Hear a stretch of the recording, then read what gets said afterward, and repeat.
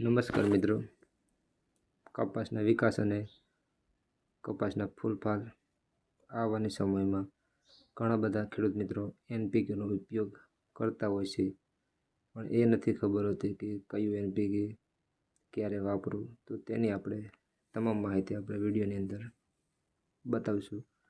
તો મિત્રો વિડીયોમાં બને રહેજો જેથી કરીને સાચી માહિતી મળી રહે.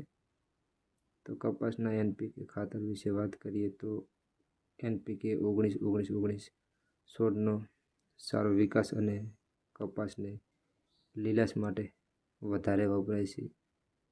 ત્યારબાદ 052-34 ફૂલ આવવાની અવસ્થામાં ફૂલનું વધારે ફ્લાવરિંગ માટે તેનો ઉપયોગ થાય છે. ત્યારબાદ 13-045 ફૂલ પછી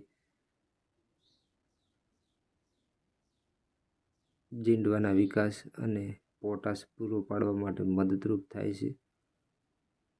ત્યારબાદ 0050 જીંડવા ભરાવા અને પાકની ગુણવત્તા માટે તેનો વધારે ખૂબ જ મહત્વ ઉપયોગ થાય છે. ત્યારબાદ મિત્રો વાત કરીએ આપણે ફૂલ અને ફાલ માટે ખાસ 052-34 તેમાં પોટાશવાળું એનપીકે વધુ ઉપયોગી રહે છે. તો મિત્રો આ છે એનપીકેના જોરદાર ફાયદા.